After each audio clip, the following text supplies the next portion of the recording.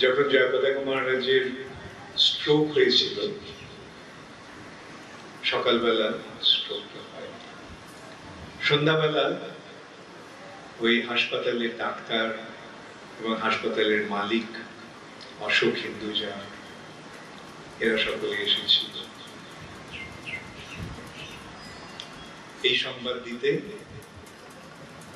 যে আমরা যেন প্রস্তুত থাকি, জয়পতাকা মহারাজ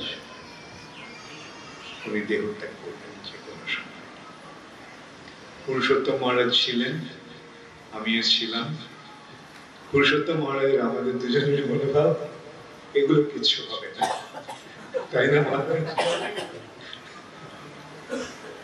সকালবেলা যখন স্ট্রোকটা হয়, নানা রকম ইয়ে হচ্ছিল, আমি ভক্তদের আশ্বাস কিচ্ছু কৃষ্ণ রক্ষা করবে।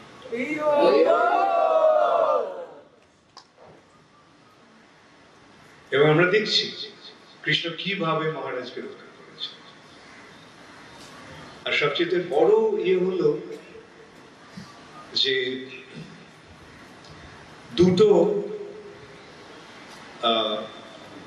অঙ্গ, শরীরের দুটো ইয়ে প্রয়োজন ছিল পরিবর্তন। একটা হচ্ছে কিডনি আর একটা লিভার। এখন এটা পাওয়া খুব দুর্লভ, স্বেচ্ছায় না দিলে পাওয়া যাবে না। আচ্ছা, আবার দুটো যদি আলাদা আলাদা ভাবে হয় তাহলেও একটা বিরাট একটা হলো আরেকটা পরে হবে। কিন্তু ভগবানের কৃপায় কি হলো, এমন একজনকে পাওয়া গেল যার কাছ থেকে এই দুটোই পাওয়া গেল একসাথে। কিডনিও পাওয়া গেল, লিভারটাও পাওয়া গেল, একই অপারেশনে দুটোর ইয়ে হবে, ট্রান্সপ্লান্ট, পুনর্স্থাপন। এবং তার ফলে এখন দেখতে পাচ্ছি জয়পতাকা মহারাজ ক্রমশ সুস্থ হয়ে গেছে। আমি প্রায় স্বপ্ন দেখি যে জয়পতাকা মহারাজ একেবারে সুস্থ হয়ে গেছে।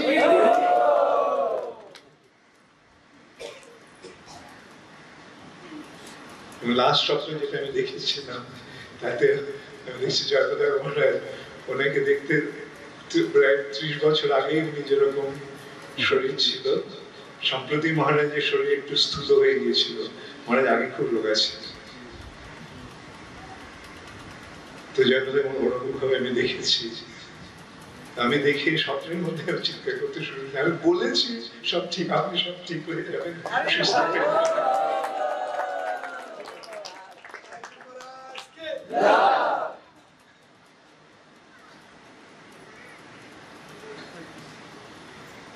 এটি হচ্ছে কৃষ্ণের কৃপা।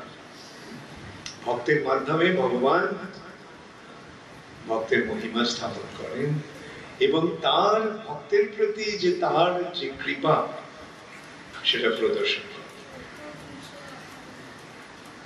ভক্তের মাধ্যমে। এই সম্পর্কে একটা দৃষ্টান্ত আমি মাঝে মাঝে দিই। ছোট ছেলেকে বাবা অথবা মা অনেক সময় ছুড়ে দেয় ওপরে, দেয় না? তখন ছেলেটা আটকে ওঠে, তারপরে বাবা তাকে ধরে নেয়।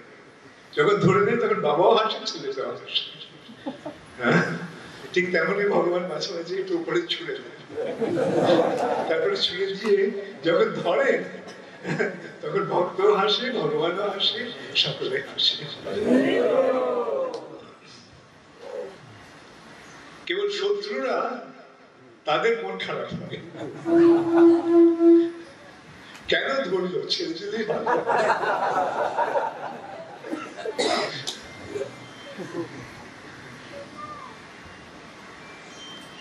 অতএব এই ভক্তিপথে এসে আমাদের এই কথাটা সবসময় মনে রাখতে হবে। ভক্তির শুরুটা কি? শরণাগতি। মামেকং শরণং ব্রজ, তুমি আমার শরণ নাও। ভগবান এই কথা বলছেন না ভগবদ গীতায়? এই শরণ দিয়ে সূত্রপাত হচ্ছে, আর তার ফলে যে ভগবানের সঙ্গে ভক্তের যে আদান প্রদান হচ্ছে প্রেমের, সেটি হচ্ছে ভক্তির প্রকাশ। ভগবান ভক্ত ভগবানের শরণাগত হচ্ছেন, ভগবানের পায়ে পড়ে বলছেন সর্বস্ব তোমার চরণে সপিয়া আসিয়াছি আমি, তোমার চরণে সবকিছু সমর্পণ করে আমি এসেছি। তখন ভগবান কি করেন? ভগবান সেই ভক্তকে কোলে তুলে নেন। এইটি হচ্ছে ভক্তির প্রকাশ। এটা একতরফা নয়, এটা দুতরফা, দুতরফা প্রেমের বিনিময়। ভক্ত ভগবানকে ভালোবাসছে, ভগবান ভক্তকে ভালোবাসছে। ভক্ত আরো বেশি করে ভালোবাসছে, ভগবান আরো বেশি করে তার প্রতিদান দিচ্ছে। এটি হচ্ছে তাই এই ভক্তি ক্রমবর্ধমান। আনন্দম বুদ্ধি বর্ধনম, বর্ধনম, এটা স্থায়ী ভাবে থাকছে না, ক্রমশ বর্ধিত হচ্ছে। এইটি হচ্ছে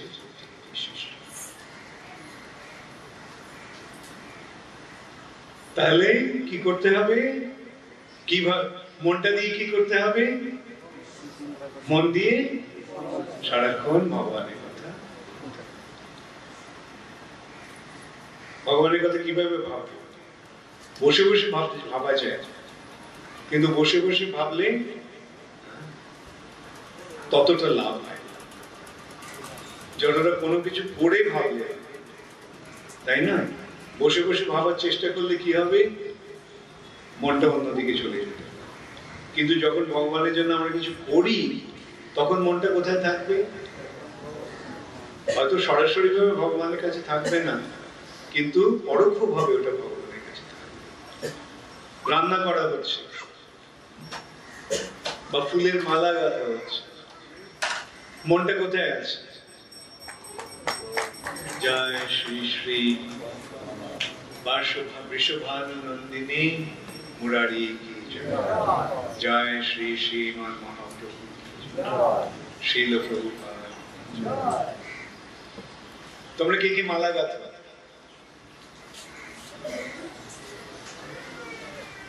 কে কে রান্না করে? আচ্ছা, যখন রান্না করে তখন মনটা কোথায় থাকে? হ্যাঁ, রান্নাতে থাকে না। কিন্তু রান্নাটা যদি ভগবানের জন্য হয়, তাহলে কার কথা চিন্তা হচ্ছে?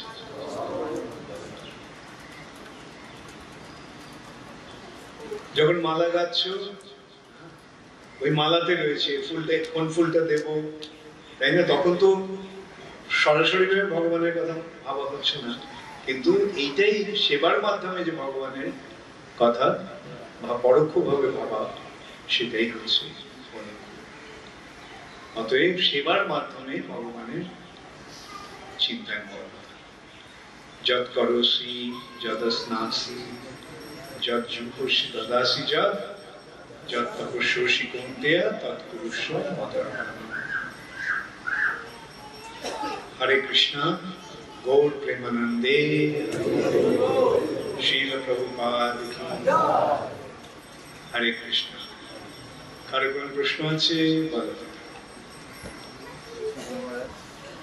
মাইক আছে না তোমার? আচ্ছা, জোরে বলো। স্বতন্ত্রতা ত্যাগ না করলে ভগবানের সাথে কিভাবে আমরা কি ত্যাগ না করলে? আত্মস্বতন্ত্রতা। স্বতন্ত্রতা ত্যাগ না করলে আমরা কিভাবে ভগবানের সাথে সম্পর্কিত হব, আর সেই স্বতন্ত্রতা ত্যাগ করার উপায় কি? স্বাতন্ত্র্য থাকবে মানে আমি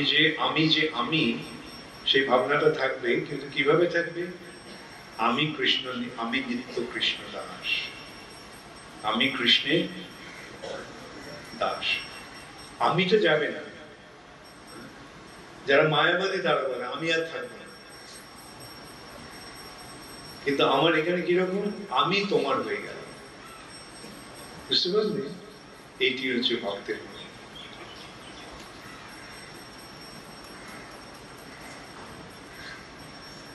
ওকে, আর কারো প্রশ্ন আছে?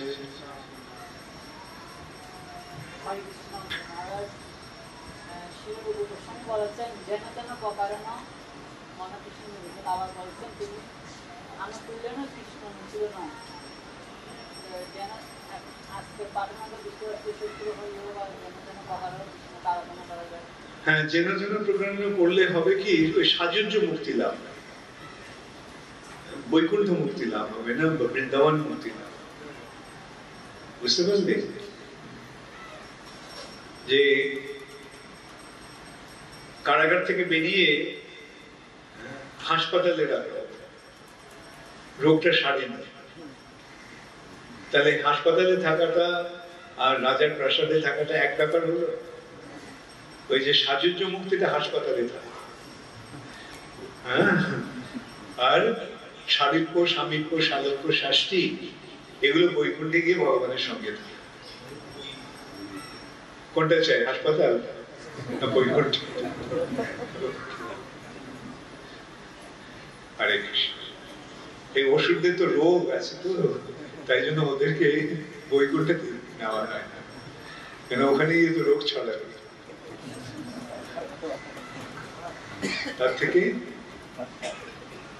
ওরা মায়ার কবলেও নেই, আবার বৈকুণ্ঠেও নেই, কারাগারেও নেই, বৈকুণ্ঠেও নেই, হাসপাতালে আছে।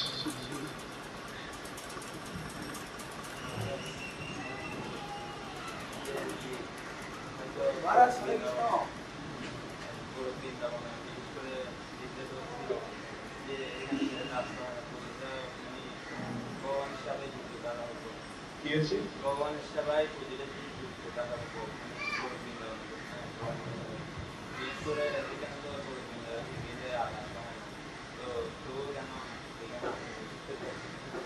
কেন এসেছো আমি ঠিক জানি না, তবে এখান থেকে আবার ওখানে গেলে আর ফিরে আসবে সেটাই বলো। তা আগে ওখানে যাও, তারপরে ঠিক আছে? ওখানে গেলে তখন বুঝতে পারবে ওখান থেকে আসার ইচ্ছে আছে।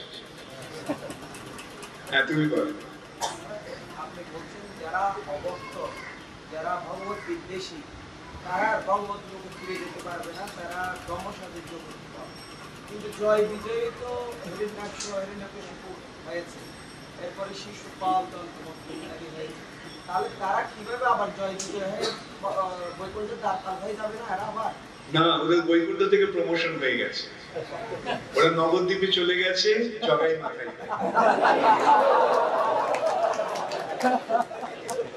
প্রমোশন হয়েছে।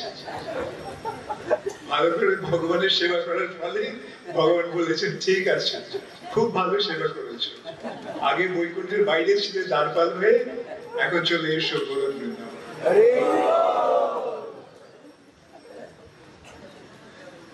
ওকে, হরে কৃষ্ণ।